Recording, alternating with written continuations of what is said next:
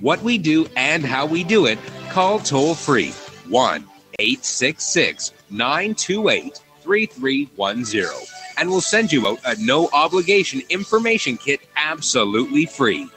866-928-3310.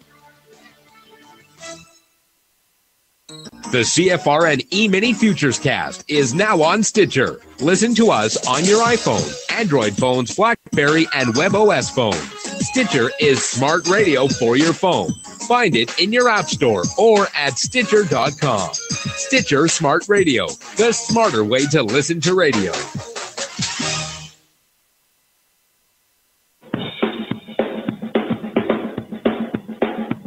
Are you ready, Steve? Andy? Yeah! Bert?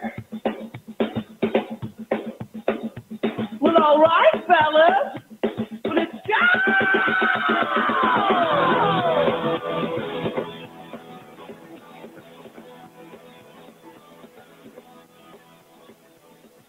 You're listening to CFRN, the Christian Financial Radio Network. Today's broadcast is brought to you by Audible. Get a free audiobook download at www.audibletrial.com/CFRN. Over 85,000 titles. Choose from mystery, romance, religion, science, technology, business, New York Times bestsellers, even children's books. You name it, Audible has it. With 85,000 titles to choose from, you're sure to find the perfect audiobook for yourself or to give as a gift, and it's absolutely free. Just point your browser to audibletrial.com/CFRN. That's audibletrial.com/CFRN. And become a part of the audiobook revolution by downloading your free audiobook today. audibletrial.com/CFRN.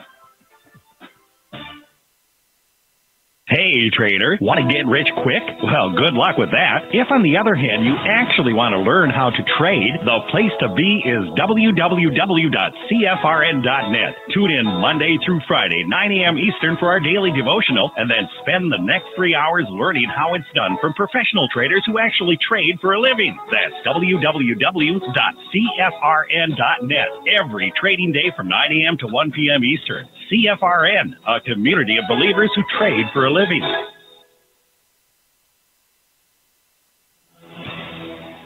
Good afternoon, traders, and welcome back to the CFRN Emini Futures Cast. This is the daily broadcast of Indeterminate Length, where we discuss all things Emini, along with some really big ideas on the finer points of trading gold, bonds, crude, sugar, the euro, and even T-bills. Joining us today from our studios in Boston, Mr. Michael Borth. From our trading desk in Chicago, Mr. Burton Schlichter. Now, to get things started, let's go to our host and founder in Studio A, overlooking South Mountain, America's largest city park. Here's Dwayne. Good afternoon. Welcome back. Today is Tuesday. It is the first day of May, 2018. Glad to have you with us. Thanks for joining us. If you're returning, welcome back. Maybe you're here for the first time, then a special welcome to you. We're so glad to have you. I've got a chart up of the S&P 500 Emini Futures. If you can't see it, go to our homepage at cfrn.net. On the right-hand side of the page, click the big microphone, follow the instructions. You'll be registered through the end of the month. 30 seconds for 30 days. Now, the yellow lines that you see, henceforth, moving forward, when you see a yellow line where the weekly trading zones are, you'll know those are the previous week's zones. Okay, got it. No need to make them both yellow. The two lines are there, one's yellow, last week's zones.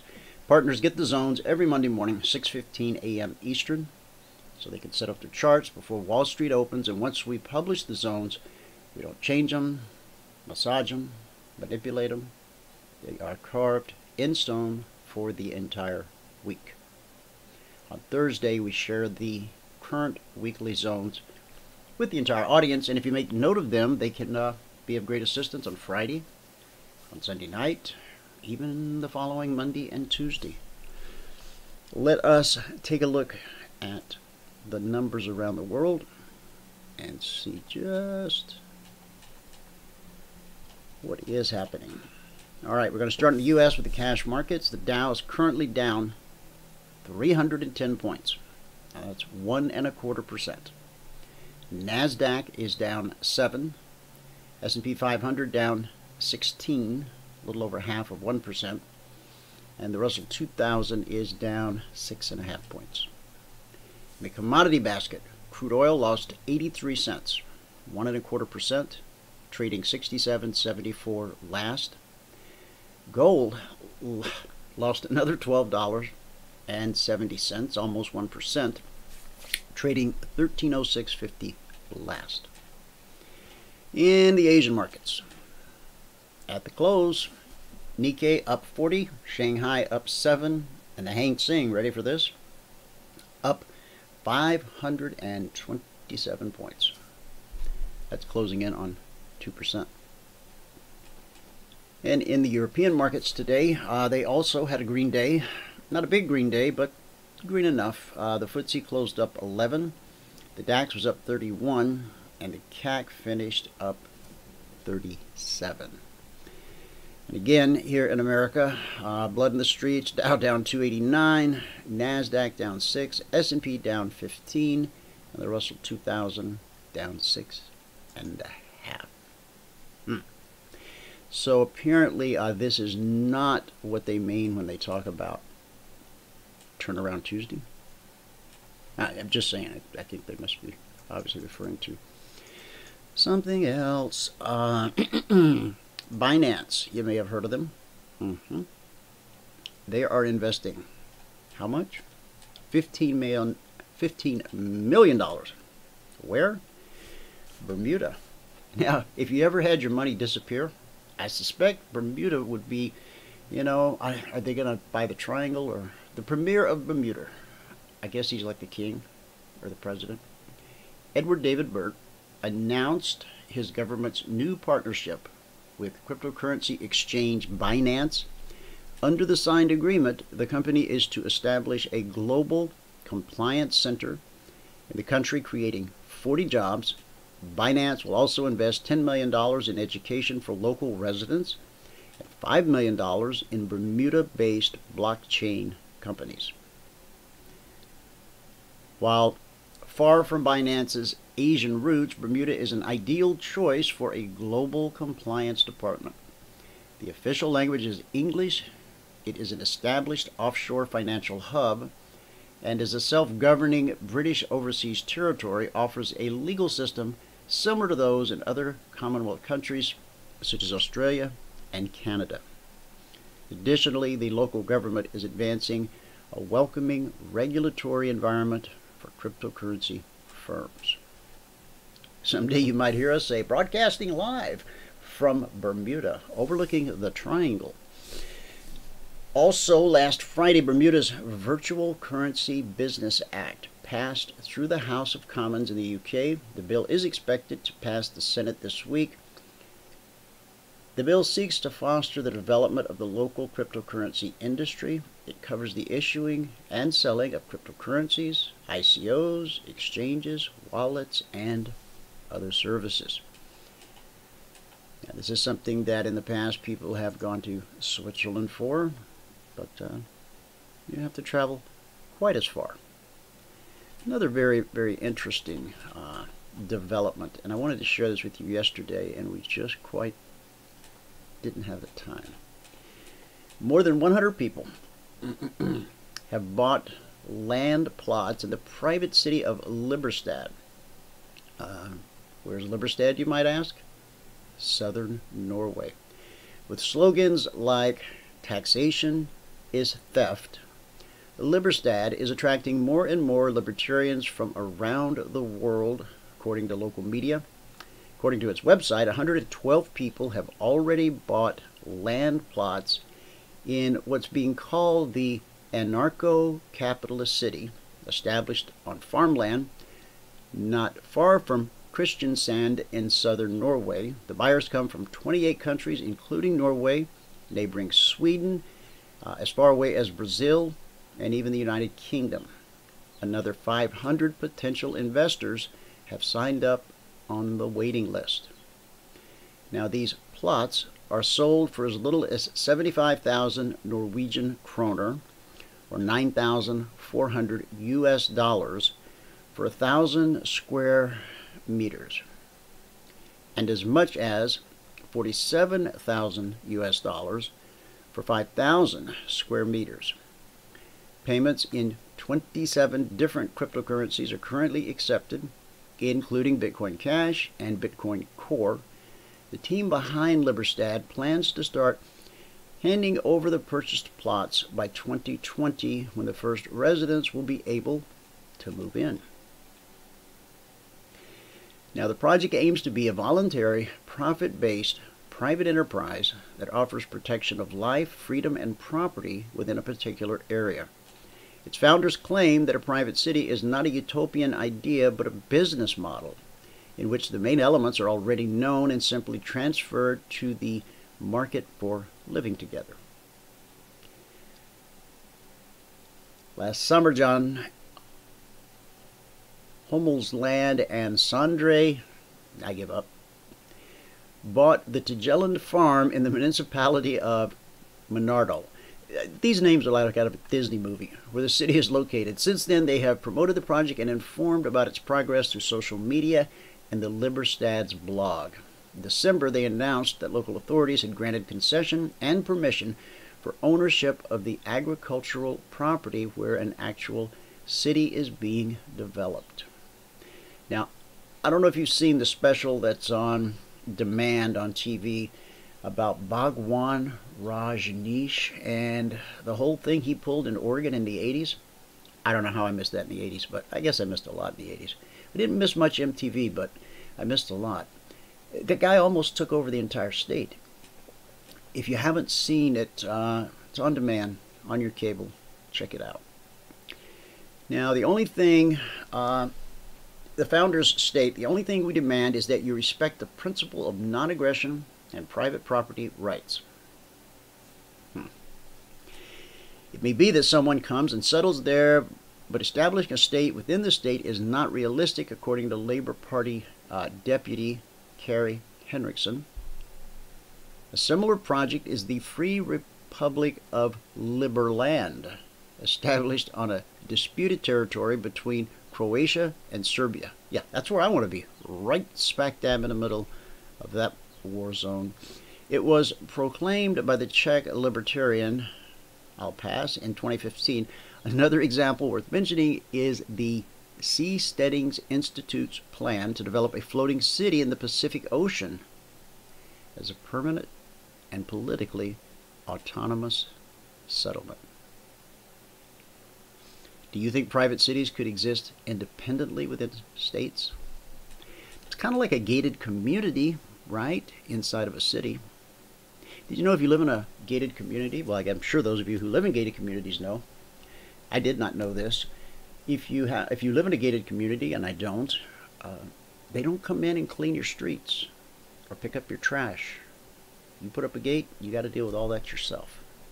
So these folks are going to learn exactly what it takes to run a city, just like Bhagwan did. Okay.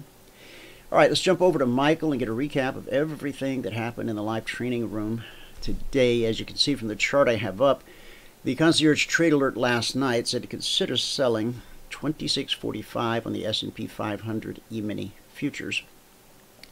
And so far, we've dropped roughly 18 points. Important prices, important areas, of course, are almost always tested. So we get a 2-point drop back above the trigger and an 18-point drop. When we did the recap yesterday, we had dropped 15 points off of the Sunday night Concierge Trade Alert, and it continued lower, substantially lower, as the day and the afternoon progressed. Got a little bit of a rally here overnight, and then there it goes. Michael, welcome to the show. Thank you. Thank you, sir. All right. I am here. I am ready to roll. And I got to get this done. I got that meeting this afternoon, and I have some other stuff coming today. Get after it. All right. All right. Here we go. Good afternoon, everyone. Today is the first day of May 2018. If you have not taken a free trial with us, go to the homepage here at CFRN.net. Right here at the very top, it says sign up for the CFRN Live Training Room, 100% free trial. User indicators, learn our strategy. Click here. When you click there, you'll be brought to this page. On this page, you put in your email. Yep, you put in your email, put in your first name, how you found us, hit the submit button. Once you hit that submit button, you'll be sent a confirmation link. You must click on the confirmation link, okay? If you do not click on the confirmation link, we do not know that you took the free trial. Okay, you must click on that confirmation link. All right, let's go here. And see if I got it in here. I do. Open up our spreadsheet. If you're going to read the spreadsheet, you read all the CFTC risk disclosures down at the bottom. Let's let this thing load up. There we go.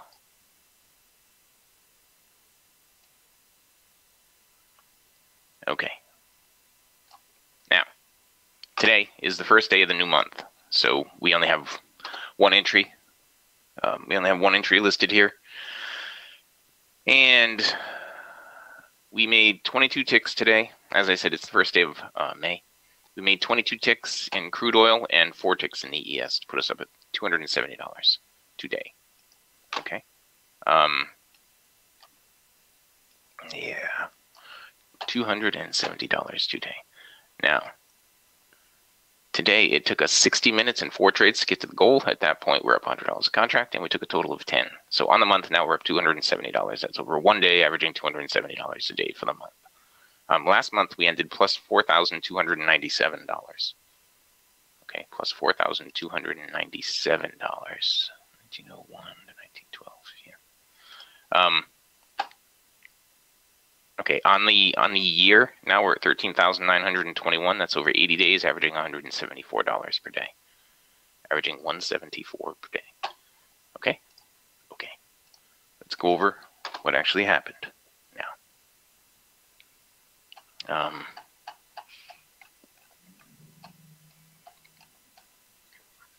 Okay. This, I did not mark that. I wonder how many ticks I got. I think I got 5 ticks. Is that today? No, that was yesterday. Okay. I was going to say we only had one trade on gold today, and it was right here, and it was a break even. This was not a trade because it was going into the low of the day at the time. Same thing with this over here. The only opportunity we had was right here, and that ended up being a break even. During the break, there was a long opportunity right here, and another one right there. Okay. That was gold today. Now, the euro, we started out on the euro right in here with an 8 tick profit. Then we gave it back right here with an 8 tick stop out. And then again, the euro was going into the low of the day, so we couldn't do anything there. That one had enough room to get to the low of the day. So you could have gotten something there. Okay. This one over here was a break even. And that was it for the morning session. And we didn't get anything that you could do during the break either. Okay. Now, on crude oil, let's see. Okay, on crude here, we, I'm sorry, I got distracted. On crude, we got 10 ticks profit on this right here. We got another 5 ticks here to put us at plus 15. And then we got another 7 ticks right here to put us at plus 22 on the crude. Okay, then there was not another opportunity in here. Right, there was not another opportunity. Right here, it looks like it's starting to set something up on the crude right now for a short. What you would need is a down close below that trend line before this cycle starts to go up too steep. Okay. And over here on the ES, we had a couple of break-evens and 1 plus 4 is what we had on the ES. Okay, I didn't mark one of the break-evens here, but I know we had 2 break-evens. This might have been one right in here. Right there. 2 right there. All right, we missed that one, and this one right here would have been a break-even. And we had another break-even right there. Then we had plus 4 right here. We took 4 ticks out of that. We missed that short right in there. Took 4 ticks out of that. Then it got really choppy in the break. And it gave a shorting opportunity. Well, I don't know if I would have done that because the black step line's right on the BBC.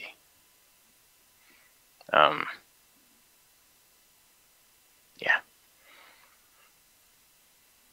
And that was pretty much it. It really didn't give anything else during the break.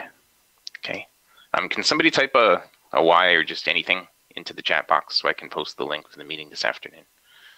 It is Tuesday, and we have our Tuesday afternoon meeting. Thank you. Thanks, guys. It is Tuesday, and we have our Tuesday afternoon meeting. Thank you, Michael, and Joan, and Alan, and Bart. And that is not what I want you to see. This is what I want you to see. Okay. This is the Tuesday afternoon meeting link. 1:15 p.m. EDT. Okay. Okay, this is a spreadsheet. Again, if you're going to read the spreadsheet, you can read all the CFTC risk disclosures down at the bottom. Today is the first day of May 2018. We made 22 ticks in Crude and 4 ticks on the ES. That got us up to $270 contract. Today it took 60 minutes and 4 trades to get to the goal for the day. At that point, we were up 100, and we took a total of 10 opportunities. So on the month now, we're up $270 over 1 day, averaging $270 a day. On the year, we're up $13,921. That's over 80 days, averaging $174 per day. Okay.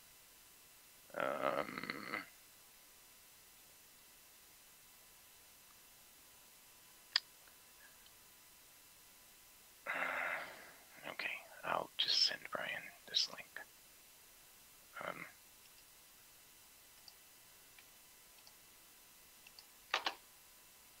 Okay. And if you have not taken a free trial with us, go to the homepage here at CFRN.net. Right here at the top, it says sign up for the CFRN Live Training Room. 100% free trial. User indicators on our strategy. Click here. When you click there, you'll be brought to this page. On this page, just put in your email, your first name, how you found us, hit the submit button. Once you do that, you'll be sent a confirmation link. All right, you must click on the confirmation link. If you don't click the confirmation link, we don't know you took the trial. Okay, so you got to do that. You got to do that. Okay. All right. Let me send Brian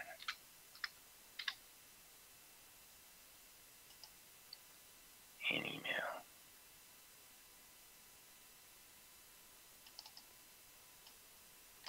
Okay, so Dwayne, with that, I am all done for now, and I will I will pass it back out to fabulous Phoenix, Arizona. Fabulous Phoenix, Arizona, overlooking South Mountain, Studio A, overlooking South Mountain, America's largest city park. Okay. Soon to be overlooking the Bermuda Triangle. Soon to be overlooking the Bermuda Triangle. No. That is pretty wild. I mean, the fact that, you know, people disappear there, and so now all these crypto, all the crypto stuff's going there to the Bermuda Triangle. Huh. I don't know if it's really a triangle or not.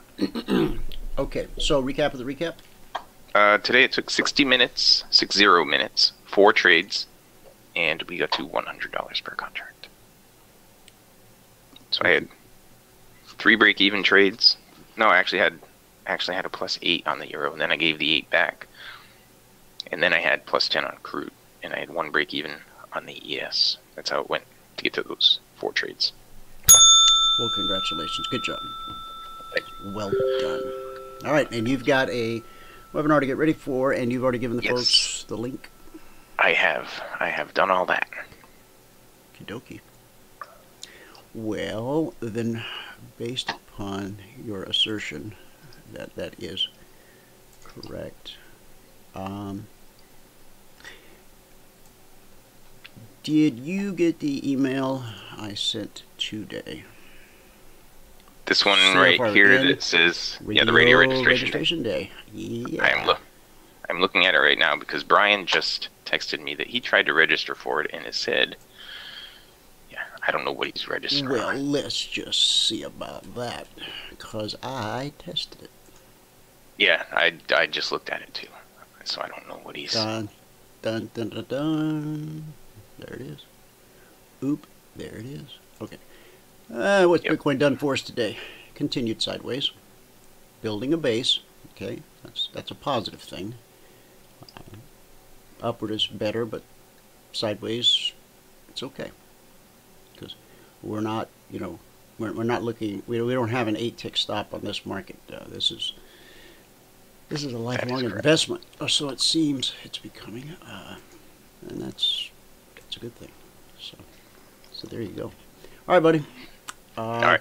You know, inevitably someone always comes along and asks me for the link. Oh, I know how to grab it. I can just grab it out of the thingamajig. Well, you can just right-click, paste recent answer. Ooh. And it's right in there. Now, where do you click that? Where do you click if that you bad boy? right-click on like Bart's name in the question box. Is it okay, Bart? You mind? And then scroll down to where it says paste recent answer. And Paste you'll see all the recent answers answer in there. Well, by jingos. You know, every day you don't learn something, but I still can't do anything with it. You can paste it. I could just paste it to that person. Oh, but there's no way to actually copy it. You just right-click, go down, and click on. Yeah. And left click on the actual answer, see where and it puts says, it in the box. Yeah. And then you can hit send to all. Gotcha. I see everything so clearly now. All right, buddy. Okay. Thank you, sir. Is John here? Not yet. No, Johnny. Okay. I didn't even email him today, so maybe I'll do that real quick. All right. Thank you, sir. Okay. Guys, if you are on the trial or you're brand new, I really encourage you to go to the webinar. You can ask questions. You don't have to type in your questions. You can actually speak, right? You guys use microphones, right? In that webinar? If they want to speak, they can. I shut everybody off in the beginning, but if they want to speak, then they can. Or they can just type in if they want to. Like, you know, the same format we have here. It's up to them. You know, sometimes I'll open up the mic for them if they have a lot to say and they don't feel like typing it all. You've been over to the emini.cfrn.net blog of late? I will go there right now. I'm just saying, for all parties, there is... Here it is. There's a whole lot of new stuff. Jingle my phone. Okay, so he's going to jingle my phone if it's not dead. Oh, it's dead. I guess he won't be doing much jingling. Okay, plugging it in. All right. Okay, I hate long goodbyes, so all right, get out. Okay, Bye. let me. No, you don't have to. You don't have to go. I'm just going to share. Okay. The big Facebook happenings today. Today's Facebook's annual new product. Oh, yeah, I actually have a name for it, but I'm just going to. Facebook's biggest product event of the year. Okay, that's what they're calling it. It's happening today, and Zuckerberg is holding court. He is the king in residence, unlike when he was being battered by those congressmen. The social network's annual developer conference, known as F8. Some of you may be familiar with the F8 key on your keyboard. Ever wonder what that's for? Try pushing it sometime as you're booting up. San Jose, California, there's likely to be lots of talk about virtual reality, augmented reality, video games, and of course, data security. You bet. Now, the conference is geared towards software developers, not mere mortals like you and I. Many of these developers, their work relies on data collected by Facebook. So obviously the elephant in the room will be how the company is going to move forward in the wake of the Cambridge Analytica scandal. Thank you, Joan. It has only been a few weeks since Facebook CEO Mark Zuckerberg spent 2 days on Capitol Hill answering questions about data security, and the social network still has a lot to answer for. Zuckerberg's keynote will be closely watched, though he's likely to repeat many of the talking points we've already heard. Facebook's Chief Security Officer, Alex Stamos, is scheduled to give a presentation titled Security at Facebook Scale on the first day of the conference. Most likely, if not today, sometime this week, Facebook will release the Oculus Go, a standalone virtual reality headset. If I'm not mistaken, Mark paid in the billions for the Oculus Rift company. It was a small startup. Now, a lot of people get immersed in Facebook all day long.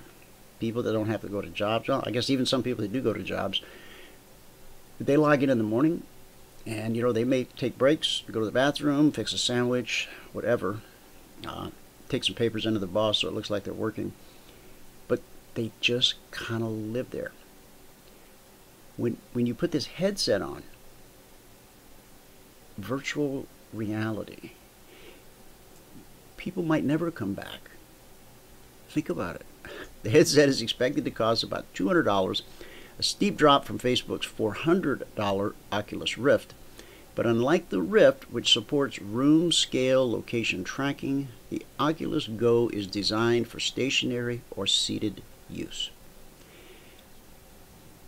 The Oculus Go headset is expected to be similar to the Gear VR by Samsung, according to Variety. Facebook announced the Oculus Go in October for release early this year. But there may be a lot of other big VR and AR announcements as well. There are at least 9 VR or AR related events scheduled over the 2-day conference, including lessons from the frontier of social VR and creating flagship AR experiences. I don't know about you, but I've never put on one of these headsets that did anything other than give me a headache. In February, Facebook's Vice President of Consumer Hardware suggested on Twitter that 2018 could be Facebook's biggest year for VR yet. Well, I would hope so. I mean, this is a forward progression, right? We can also expect an update and roadmap from the team behind Facebook Spaces. Did he go out and buy MySpace now? The company's first official VR app that it announced at last year's F8 conference. It's expected to be supported by the Oculus Go. One panel description says, join the Instant Games team and one of our most successful developers to learn how to build, grow, and monetize game for a new generation of mobile players. Did you know that people, I'm sure you do, but I'm just going to tell you anyway, people spend real money to buy things that aren't real, like digital turnips and tractors and stuff. And yeah, it's pennies, right? But apparently those pennies add up. Any news related to video games is likely to be connected to Facebook's new content creation platform. Powered by Facebook Live and geared toward professional gamers. Uh-oh, look out, Twitch. Mark Zuckerberg is coming for you. Remember I introduced you guys to Twitch some time ago? You can go there, you can log in, and you can watch other people play video games. In fact, you can get a split screen so that you see how good they are at the game. Plus, you can look at them as they smile and make, snarky comments, give you tips on how to play, and sometimes go off script and get fired or boot. Well, they're not hired, but it's a long story. Just go there sometime. And I mean, I always thought it was like a huge waste of time that people spent so much time playing video games. But then who am I to judge? But then when I found out at least as many people spend a whole lot of time watching people play video games. Yeah, I missed, I didn't get that memo. Messenger and WhatsApp each boast more than 1 billion monthly active users. David Marcus, the head of Messenger, has been a fixture at past F8 events, and with Messenger gaining steam, that's likely to be the case this year as well. I have to say that the Messenger it works pretty well, and it is free, and it is shrinking the global village even more. Now, we don't know much about these yet, and it's not clear whether Facebook will say more at this year's F8 conference about original videos. But Zuckerberg has made it clear that the company is focusing on features that encourage repeated viewing of videos rather than the high number of views of seemingly random videos on the news feed. Sounds like he's going after YouTube, doesn't it? Facebook made a splash at last year's conference with futuristic projects from its Building 8 test lab. Since then, Building 8's founding boss, Regina Dugan, has left Facebook. The company has said Building 8 is not going away, but it will be interesting to see how much stage time, if any, the group gets at this year's F8 conference. You know it's going to be a bad day when the head of your super top secret Building 8 quits. Because you wonder, where are all my secrets going now? By the looks of the speech schedule, there could also be big announcements about other initiatives such as the news feed or artificial intelligence. And so there you have it. That's a rundown on all going on. Now, since John cannot jingle my phone, let me... I got a little bit of a charge here so that I could receive said jingle.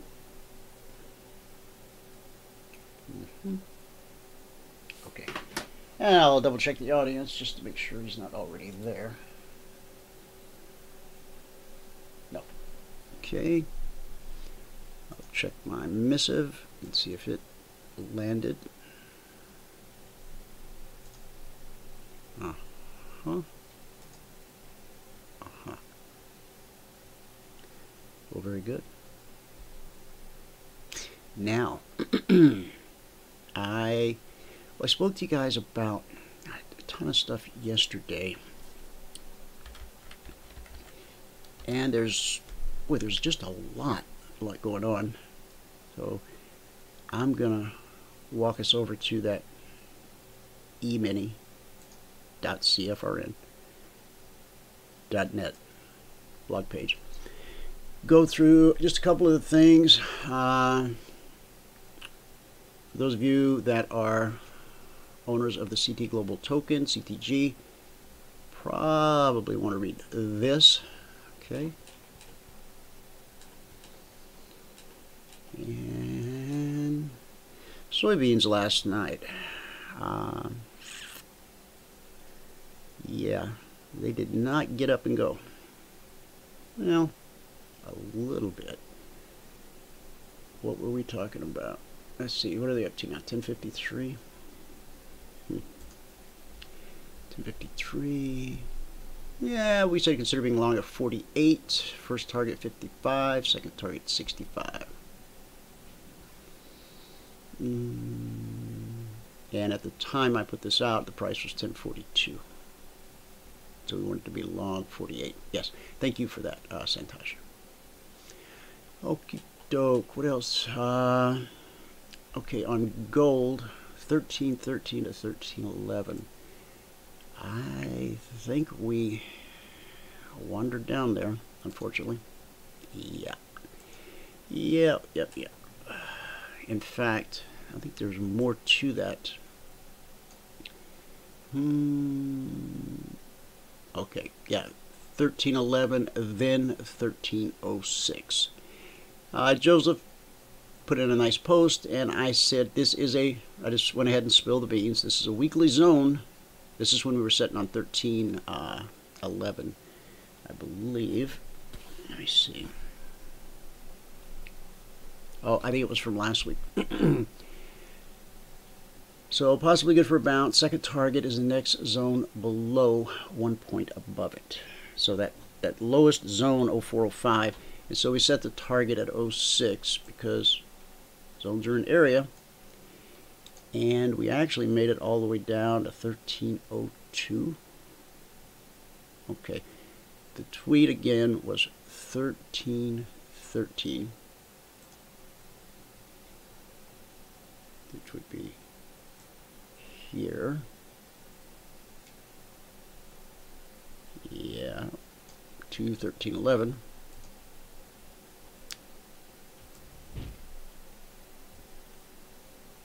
Right.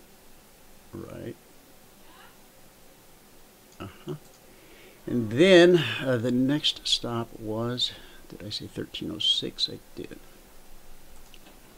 1306. There we go. Okay, so from 1313 to 1306, that's 7 points.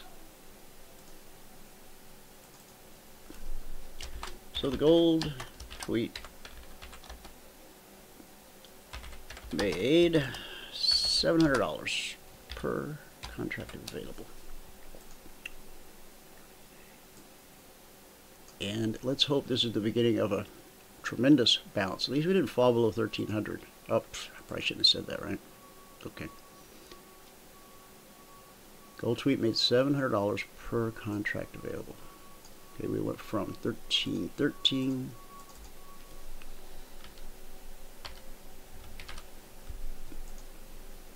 down to 1306.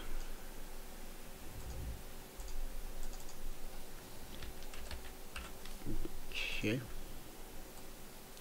Now while we're on the gold page, might as well look at the Concierge Trade Alert for gold. Sent last evening, and that was to sell 1312. Yeah, so pretty much the same thing. A very nice trade for all who took it. Congratulations. That trade was for you. Okay, let's see. Brad, oh, you know, Brad, I think you have a point. Brad says, well, back in the day of the arcade, how many remember the arcade? Before the arcade moved into your living room. Brad says, back in the day of the arcade, we all had to wait our turn, so we watched. That's true. And additionally, Brad, you're on the right track there. If there was some guy who was really super good at Ms. Pac-Man, even if we weren't waiting for our turn, we would watch because we wanted to learn how to get to that next level. John has joined us, so let me open up his mic.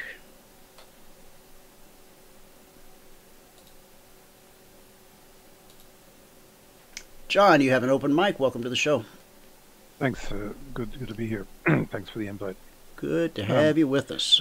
Quite the day, eh? Oh, man. Well, unfortunately, just around about the opening, I wasn't feeling so great. And I kind of just had to pass on a few of these issues, but I did manage to catch the low on the gold stocks, which opened down pretty much at the lows and rallied up and sold the dusts right at the highs. Now, we've had a pretty good rally, and GOLD is acting extremely well, having opened down lower. And, you know, this has been an underperformer like we were looking at yesterday, but I think this stock is going to start outperforming.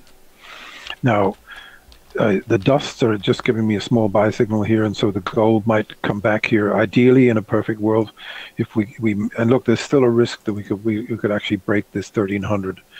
I know we put in a good low at 1303 this morning, which we got, and we just put a sell at 1307, and a little bit of a bounce in the silver. But it feels to me like they're just, you know, this is such a steep sell-off that we've had, and the dollar being so strong that there's some chance that we could go down to 1295 by tomorrow or overnight or something, and possibly even this afternoon. You know, what I'd love to see is the nuggets and the golds come back and test the lows one more time today, and then take off. And if they sort of rallied back up in the last half an hour of today, I'd probably want to go long and hold them overnight. But given the way they opened lower and went higher off the open this morning, there shouldn't be too much risk of holding them overnight. But there's always a risk, as you know. So the other thing is, we've got a very kind of bifurcated market today. The NASDAQ's kind of barely positive right now, sort of positive negative, and the Dow's down 300. That's sort of a pretty good, as long as the NASDAQ doesn't tank this afternoon. That would be very bad if that happens, and it may happen. Because it could drag the whole market down, and I would consider this market to be very dangerous. It's actually breaking down right now. We just sold it a short while ago, and off this last rally, and there's a real danger that this thing could run out of control today. Now, is it going to do a bottom today, later today, or tomorrow? You could have a late rally this afternoon. There's all kinds of things could happen, given it's the first day of the month. If it did, that would be very constructive. But I kind of got a feeling that there's so much, and I don't think the market, part of the market might be reacting to all these questions that they leaked out last night that they want to ask Trump.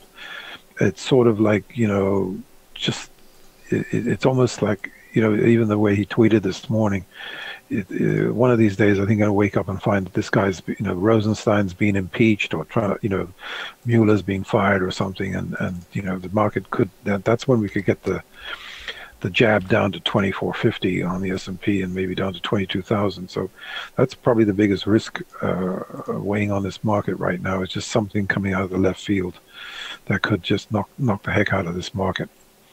However, if we're able to rally this afternoon, and obviously an afternoon rally would be good, because if this is an early morning test, we sort of foreshadowed this yesterday, if you remember, or I was talking to somebody and I said that remember we were down 500 or 600 last week, and then middle of the week, and then we turned around and had a 3, 4, 5 day rally. Obviously, if we do something like that again today, that would be that might mean the bottom is in.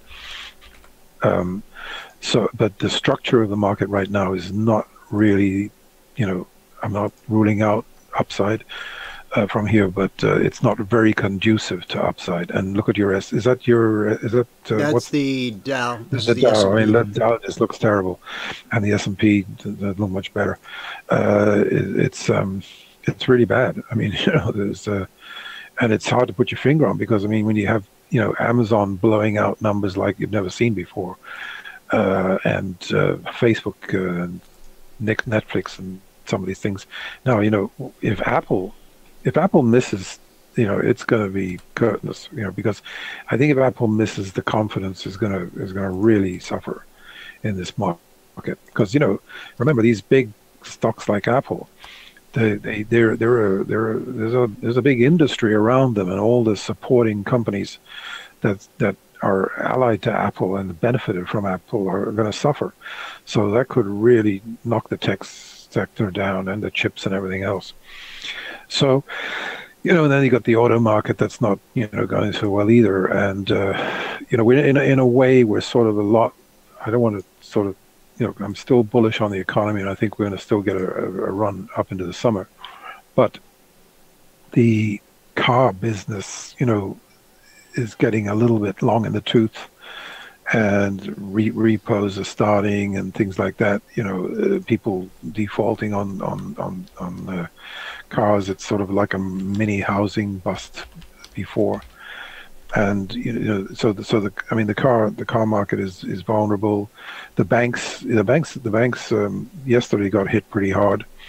They're rallying a bit today, but ideally a late rally today could really fix this market, or make it look a lot better. But you still have to be very careful, and same with the gold. We're right at that. Do you see this daily chart on the gold I have up?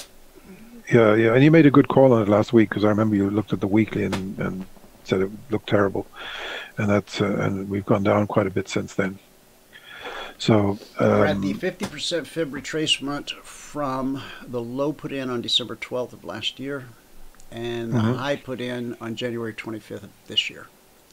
So where are we? The 50%, right here now. Right here, that's right it. Now, we're at the 50% fib retracement on the daily. Well, you know, look, in some ways. So this would be a great place to holding bounce from. 30. Yeah, holding 1300 would be great, because and having just taken out those previous lows by a small amount is a classic sort of fake out, you know, head fake type thing. So if that bar turns green today, you know, that would be very, very constructive, and that could happen. In fact, it's actually starting to happen, to tell you the truth. The gold stocks are looking better than the dust are possibly failing here. So, but I you know, I've seen the way this behavior before. You know, you get a lot of enthusiasm, and you make the mistake of going in and buying, you know, the top of the range, and then next thing you know, the stocks are going back down to test the lows. They never make it easy, and there could be a retest tomorrow in spite of everything. And the dust, you know, has a habit of coming back just when you least expect it. So you know, ideally, if we put in some more of a double bottom later today against the previous lows on the gold stocks this morning, I think that would be a better technical platform to lift off from. But obviously, look, things could change so rapidly with the Fed. I mean, look. By the way, I looked at the Commodity Research Bureau index this morning, and I'm telling you, it is right up there. You know, it's actually just about to make new highs, given where the grains are. I mean, you know how bullish we've been on the grains. Look at the wheat; it's up 14 today, 527.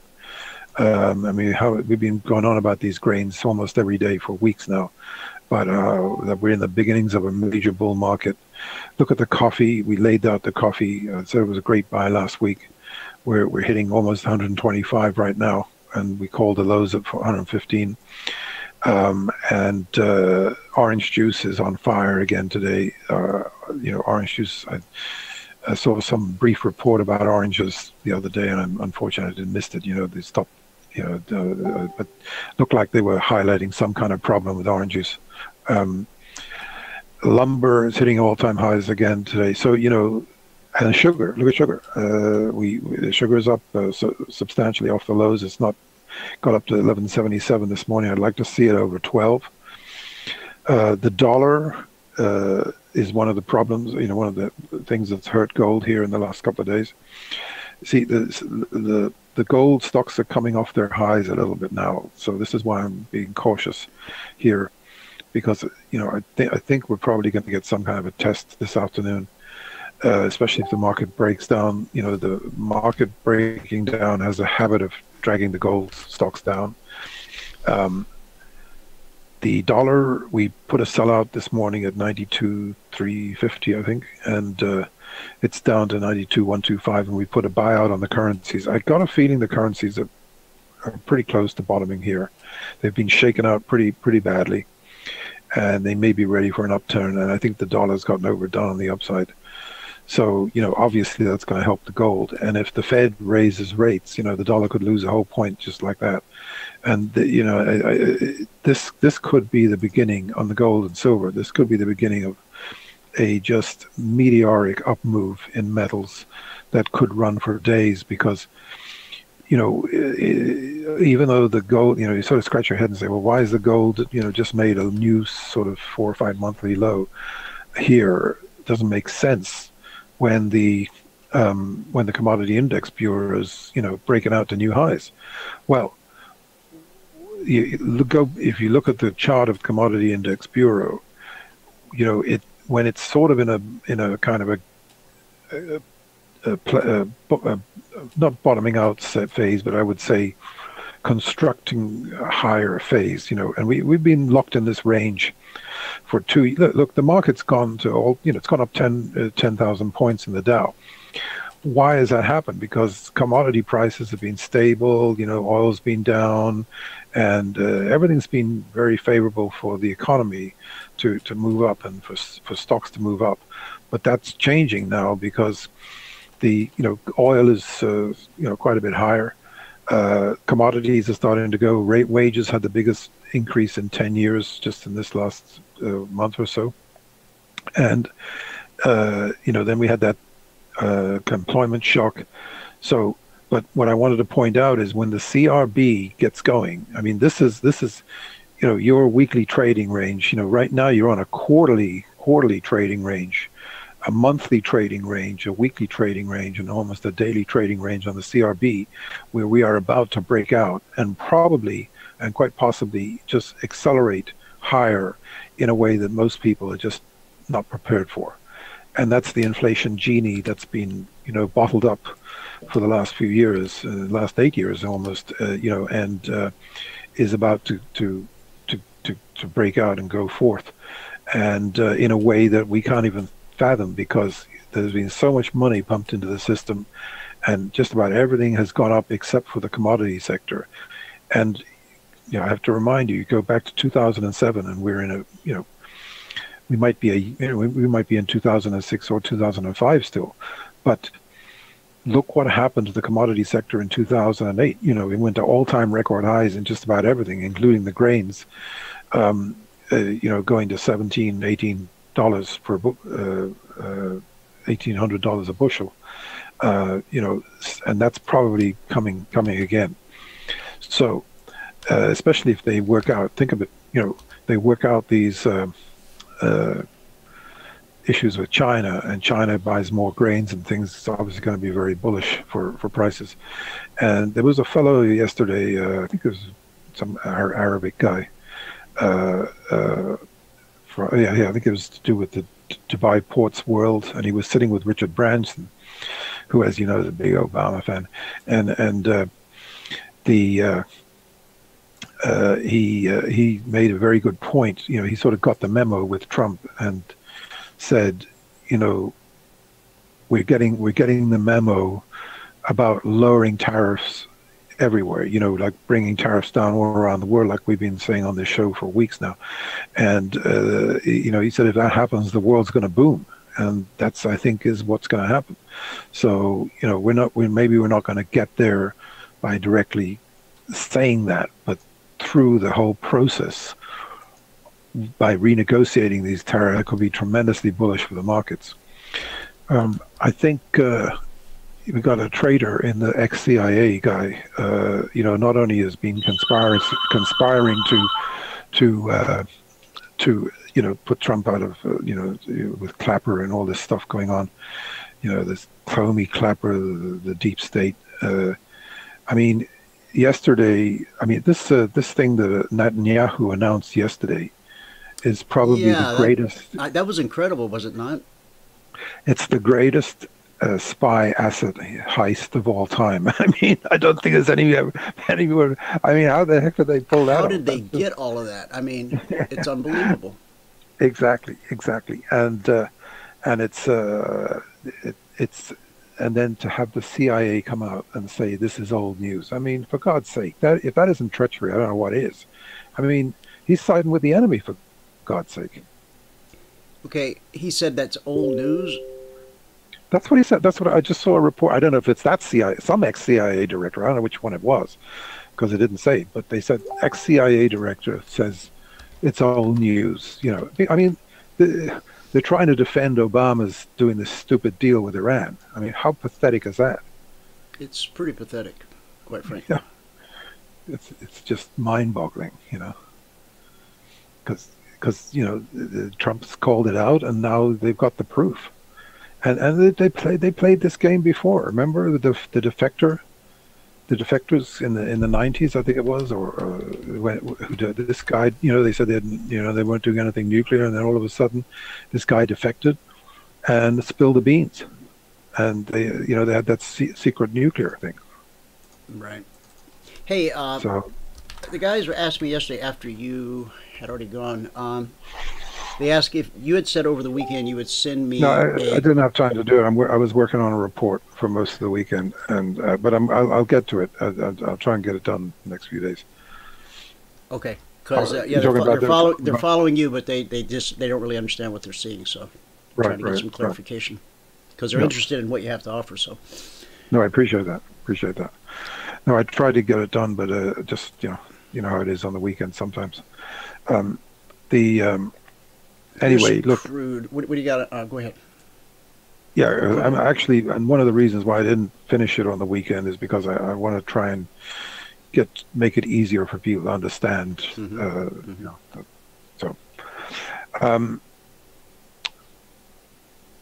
That's the crude, right? That is on a 30-minute chart.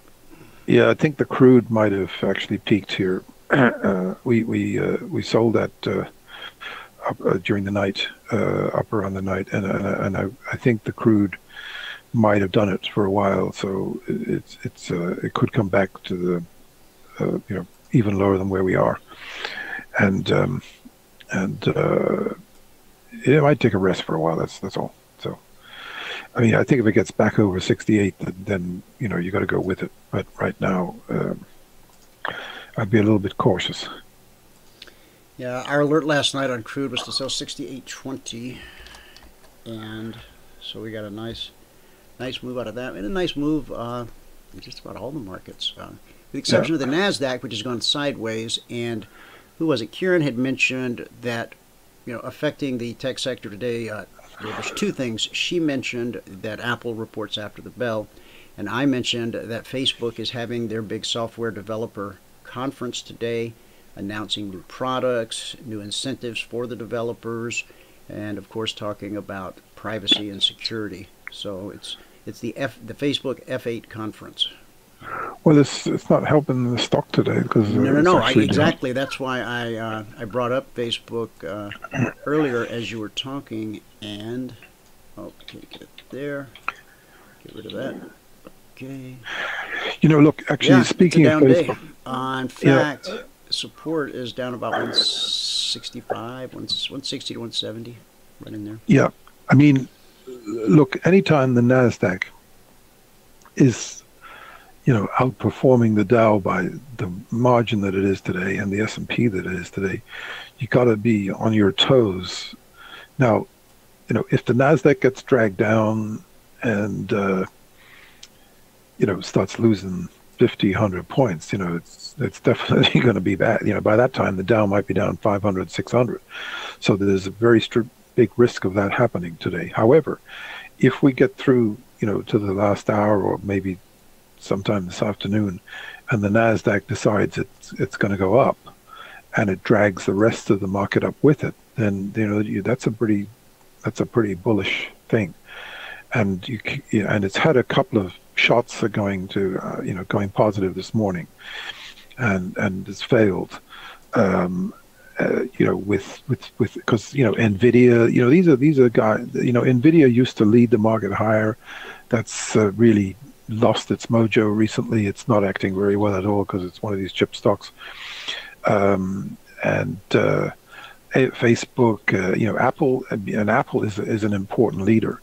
I mean, if Apple, sort of gets a late wind and starts turning positive, actually the way Apple's looking, if you look at the chart right now, kind of looks pretty bullish actually. It's sort of gapped up today, and if it were to get above 168, maybe even higher, and then it gaps higher on news tonight, I think the market has to take off. But on the other hand, if it breaks down, it's going to sap the confidence of the market, of the tech side of it, in a big way. So while we've been speaking, look what's happened. We just lost 20 points on the Nasdaq, and we've added another 65 points downward in the Dow. So it really is. We've been warning about this sort of danger of a real shock sell-off happening. We had the maybe the hors d'oeuvre last week, and maybe this is the main course this week, because now we're in May, and we're breaking down, and there's a lot of monthly stocks that in order for a proper reversal to be put in, you know, we've got to make lower lows in May to get a decent reversal. That's the problem with a lot of the rallies we've had. We've had unorthodox kind of reversals that have ended up badly. And now you've got, you know, Micron, which is a chip stock, is acting really badly. Although it's actually up a bit today, which is a little bit encouraging. You say Micron? What's the symbol? Yeah, MU. Now, you know, when you get, I mean, the chips. Here's the funny thing. Guess which index is positive today? The healthcare and the chips. So when you see that happening, you know, the chips is the last man standing. That's actually pretty positive. So it does imply that we may get another shakeout. We may get another shakeout, you know, before the days, and then get a sudden late rally. Or obviously, if Apple outperforms or something, then the chips are going to be higher tomorrow, and you probably want to be long chip stocks. So, however, you know, we're still in a very dangerous market, and we you know, you have to recognize that. So, you know, you just have to. We'll try and call it later on when if it does turn. But right now, you know, it's breaking down, and it definitely is. You know, because look, this isn't like this isn't like the old markets. This is you know, where we could buy the dips with confidence and know that it was going to go up. That's out the window on a day like today, because, you know, trying to do that is a really dangerous. Trying to do that is a really dangerous endeavor. Right. Hey, we added a page. And by the way, the other thing that's kind of concerned. Look, the other thing is this VIX is it's kind of weird, because the VIX is not leading the market higher today. It's almost lagging it, you know. But it is starting to get some upward traction. It's actually the highest it's been in a couple of days, and you know, it's making a pretty strong reversal on the you know, off this 40 level. That's held, you know, that's resulted in very strong rallies. So if something bad happens, and remember, look, with all this good news that's been going on the last few days, if something really bad happens out of the blue, I mean, you know, all that good news is gone. So that's where we're at today. So it's a very tricky market, and we'll have to see how we get through it before the day's up. And obviously, if we end up down today, anywhere lower than where we are right now, it's probably going to be probably means, you know, it's never good to be down on a Tuesday, you know, down a lot on a Tuesday. It's very bad. Yeah, turnaround Tuesday, not exactly happening today. But the Asian markets had a strong day. The Hang Seng closed up 500 points. Yeah, well, you know, the Europeans, you see, the thing is with the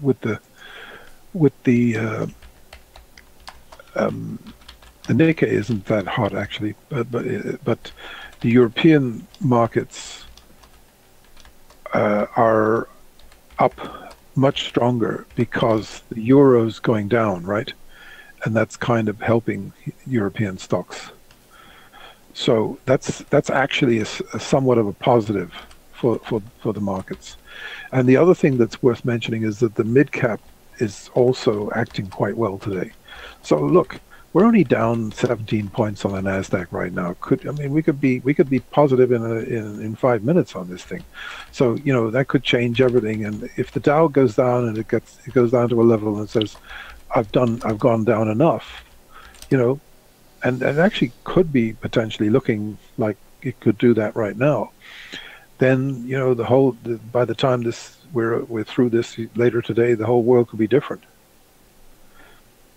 So, you know, could it be a pivotal day? Yes, it could. It still could be.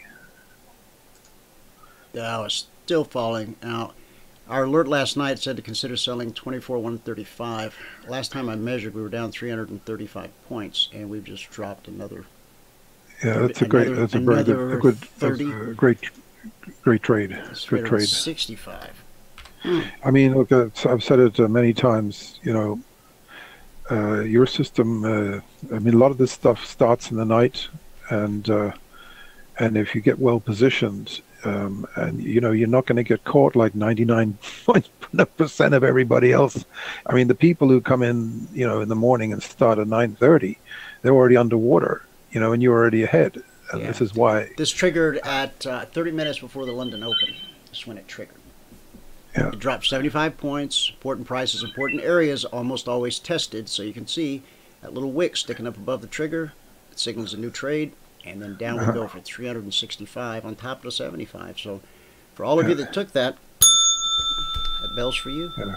Yep. Well, thanks, John. Anything else you want to cover? Listen, thanks for no. I think we wrapped it up nicely, and we'll see how we go. Later today. See, we're starting to pop. I think we might turn here actually, right here. I'm getting a sense that we might bounce across the board, or yeah, possibly. Yeah, could drag the other indices up. Yep. Let's see. What have I got? What have I got below me? I don't know. I think we could drop another. I'm going on 15 record. points. I'm reversing to a buy right here. Okay. All right. Okay. And I'm thinking we drop another 15 points. So I'll talk to you tomorrow. Okay. Bye. All right. Bye. All right. Let me take care of his mic for him, and there we go. Okay. Now he gets busy, but just keep asking me every day for the little crib sheet, and I'll ask him, and he'll get it over to me. Okay? And that'll really help all of you that are following him on the Twitter so that you'll know exactly what the recommendations are. Now, something you need to bear in mind, his methodology is an always-in method. Number one, that does require a sizable account. And so I would caution you to, as he tweets and as the trade ideas come by, you look for ones that fit your profile as a trader, okay? Because unless you've been at this for a while, you're not ready to be in all markets all the time. And as you hear him on the show, he'll go from long to short, back to long, and that's different than the type of trading that we do in the live training room. It's different from the type of trading that we do with the Concierge Trade Alerts, but it is a very valid method of trading. And many large hedge funds employ such a system where they're always in everything, because the market's always moving, just like the sun is always rising somewhere. Think about that. Every minute of every day, right now, right this second, the sun is rising somewhere. And as we know, opportunity follows the sun, and that's where you'll find who? That's right, CTG. All right, S&P, we said to consider selling 2645. Got an 18-point drop plus. The Dow dropped 365 points. Russell 13 points. The NQ, that looks so jumbled up, I didn't even try to figure it out. Let me do it. And I already gave you a screenshot. NQ. So 65.90. Yeah, that got triggered, went down to 65.80 right there. So that's 10 points at $20 a point. It's $200 per contract. Nothing wrong with that. And say to consider being long, 66.30. That would have stopped you out. Most probably. The swing high was, yeah, I mean, there's 3.5 points. So we'll consider that a stop. Gold, we said to consider selling. On the alert, it was actually 12. On the tweet, it was 13. First target was 11. Second target was 06. And I will say that we're back above our lowest weekly trading zone on gold. We are now back above. Okay. And then on crude.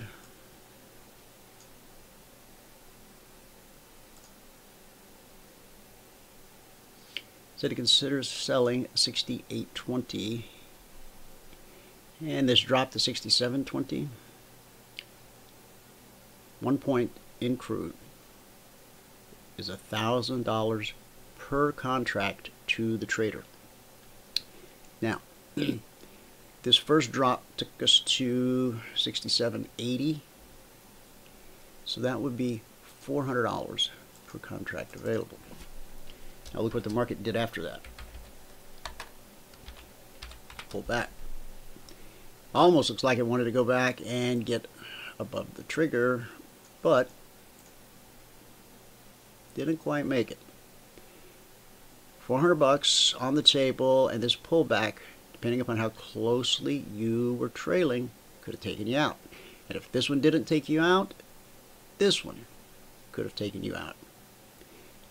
If you were not taken out by those pullbacks, $1,000 per contract available. Okay, I think that covers them all. When you sign up for a one-on-one mentoring session, please do your very best to be there. I've missed a few. Yeah, people are listening going, well, dude, how long did I wait on you? Yeah, I've had to cancel. I'm just saying, if you need to cancel, I know life happens. Just let me know. Yesterday was kind of rough because I had two back-to-back. Both want to reschedule, but both of them, life happened, and so where I had blocked out an hour and a half, 2 45-minute segments. Anyway, just saying, if you book a mentoring session and something does come up, no worries.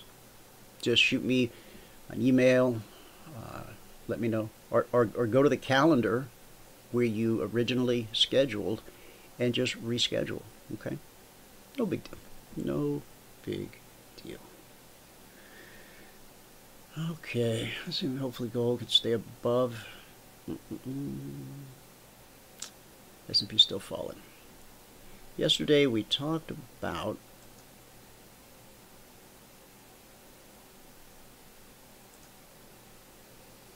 Jabez, the prayer of Jabez, that little coffee table book that all your really cool Christian friends had on their coffee table. And I'm sure most of you ran out and got one yesterday. Hopefully you went to the Goodwill, because you can get them in the used section, or well, everything's used there, but in the book section. 1 Chronicles 4:10. Oh, that you would bless me indeed. Remember, that was part of the prayer. Now, in the prayer of Jabez, who's only mentioned twice in the Bible, but he has a coffee table book. Jabez prayed that God would bless him in 3 specific ways. Number 1, he asked God to enlarge his territory. What does that mean? He had a dream of owning more land, and he asked God to bless that dream. When you stop dreaming, you lose direction. When you stop setting goals, you stop growing. You must have something you're pushing towards. As long as your horizon is expanding, you'll be spiritually and emotionally healthy. Now, do you think God wants you to be spiritually and emotionally healthy? I think so. So then, was it okay for Jabez to pray, oh God, I pray that you would enlarge my territory? I think so. Number 2, Jabez asked God, or petitioned God, that your hand would be with me. God's hand represents his power. Jabez realized that if he got more territory, it meant he would have more responsibility. He would have greater demands, more pressure, and he would really need God's help. So he requested God to be with him. And when you ask for God's presence in your life, you can be sure he'll answer. Remember, he stands at the door and knocks. He's not the enemy. He doesn't kick the door in and ramshackle the place. No. A gentleman. And the third thing that he petitioned, that you would keep me from evil.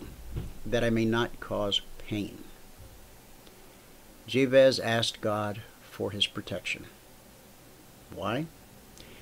Well, back in the day, I mean way back in the day before the arcade, the more land you owned, the more influence you had, and the better known you were. And that, of course, made you a bigger target. And it's still like that today. The more successful you are, the more critics you have. The more territory you own, the more your enemies will attack you.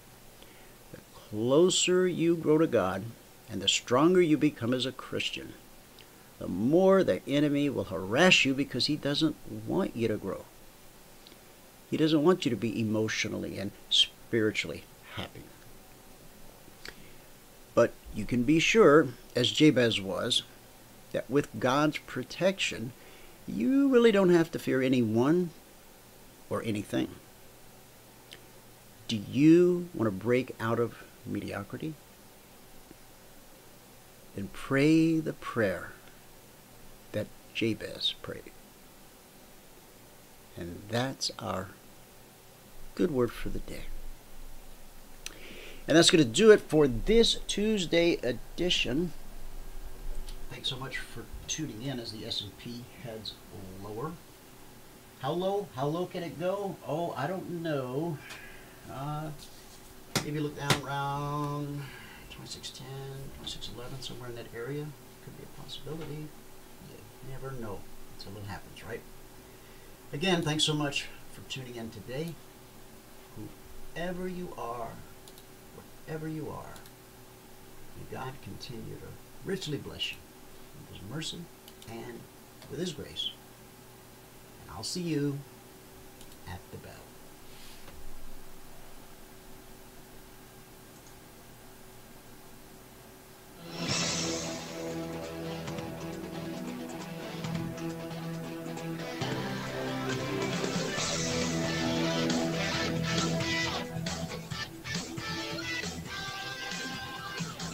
Remember this, there is no greater return on investment than to see a human life changed and given hope.